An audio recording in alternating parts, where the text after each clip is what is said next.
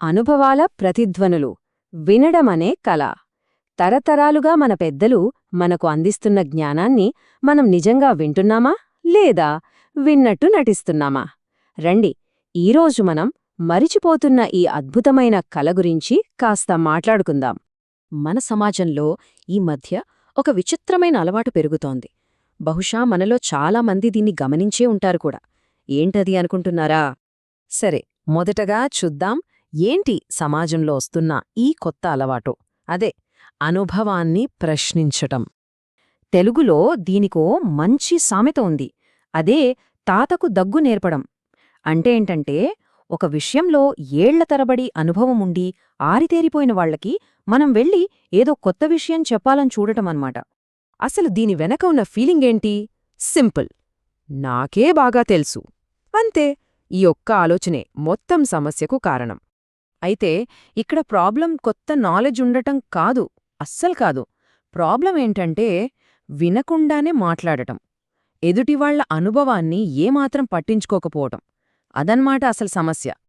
ఇక రెండవ పాయింట్, అనుభవం వర్సెస్ వేగం. ఇది ఎప్పటినుంచో తరాల మధ్య జరుగుతున్న ఒక పెద్ద యుద్ధం లాంటిదే. పెద్దవాళ్లు ఎప్పుడూ చెప్పే మాటేంటి? ఒక్క నిమిషం ఆగి ఆలోచించి పని చెయ్యని. ఎందుకంటే వాళ్లు ఎన్నో తప్పులు చేసి పాఠాలు నేర్చుకున్న తర్వాత వచ్చిన జ్ఞానమది. కాని ఇప్పటి జనరేషన్ ఆలోచనేంటి? టైం వేస్ట్ చేయొద్దు, ఫాస్ట్గా చేసేయాలి అని. చూడండి, వేగం ముఖ్యంగాదని ఎవ్వరూ అనట్లేదు, కాని ఆలోచన లేని వేగం చాలా ప్రమాదం. మరి దీనివల్ల ఏమవుతుంది? రిజల్ట్ ఏంటి? సింపుల్, అవే తప్పులు మళ్ళీ మళ్ళీ చేయడం. ఒక సైకిల్లాగా అందులోనే తిరుగుతూ ఉంటాం. వినకపోవడం వల్ల వేరేవాళ్లు చేసిన తప్పునే మనం కూడా చేసి మన టైం, ఎనర్జీ రెండూ వేస్ట్ చేసుకుంటాం. ఇక మూడవ పాయింట్, అసలు జ్ఞానమంటే ఏంటి? అంటే గూగుల్లో వెతికితే దొరికే ఇన్ఫర్మేషనా, లేకపోతే అనుభవం నేర్పించే నిజమా? చూడండి, తేడా చాలా క్లియర్. గూగుల్ మనకు కేవలం సమాచారం అంటే ఇన్ఫర్మేషన్ మాత్రమే ఇస్తుంది, డేటా ఇస్తుంది. కాని అనుభవం, అది మనకి జ్ఞానాన్నిస్తుంది, జీవితం నేర్పిన సత్యాన్ని మన కళ్ల ముందు పెడుతుంది.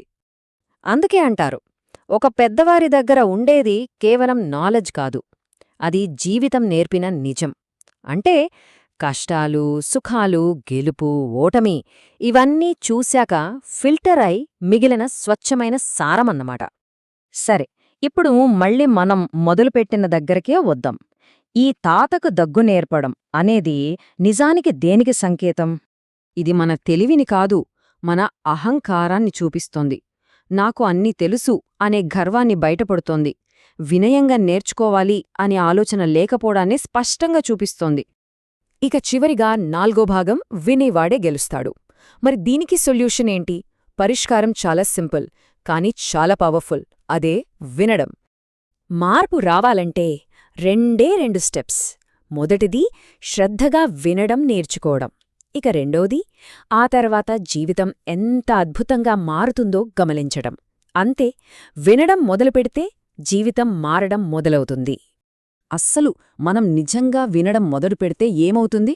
మనకు దొరికేది కేవలం ఇన్ఫర్మేషన్ కాదు, తరతరాల అనుభవం మన సొంతమవుతుంది. అనవసరమైన తప్పులు చేసి టైం వేస్ట్ చేసుకోకుండా ముందుకు వెళ్లడానికి ఒక క్లియర్ రూట్ మ్యాప్ దొరుకుతుంది. కాబట్టి ఒక్క విషయం మాత్రం ఎప్పటికీ గుర్తుపెట్టుకోవాలి, జీవితంలో అయినా ఆటలో అయినా ఎక్కడైనా సరే వినేవాడే గెలుస్తాడు.